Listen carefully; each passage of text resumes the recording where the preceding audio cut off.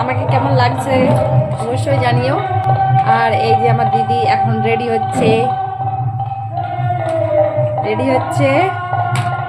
আর এই যে আরেকজন সেও রেডি হচ্ছে। তাড়াতাড়ি রেডি হ, সব খাবার শেষ, আমরা একদম লাস্টে যাচ্ছি, সবার লাস্টে। কারণ এখন বাজছে 3টা বাজে, এখন আমরা যাচ্ছি খেতে।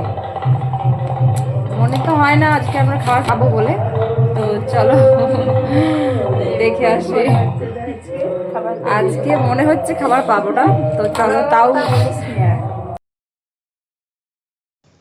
চলে এসেছি পাপ্পু ভাইয়ের সাথে দেখা। পাপ্পু ভাই লজ্জা পেয়ে গেল। তারপর এই যে 3জন আমার সাথে বসে আছে, সঞ্জু অ্যান্ড দিদি খাবার খাচ্ছে। গোবিন্দা হোটেলের খাবার কিন্তু খুবই সুন্দর। চলো আজকে এই পর্যন্তই ভিডিওটা, সবাই লাইক করে দিও।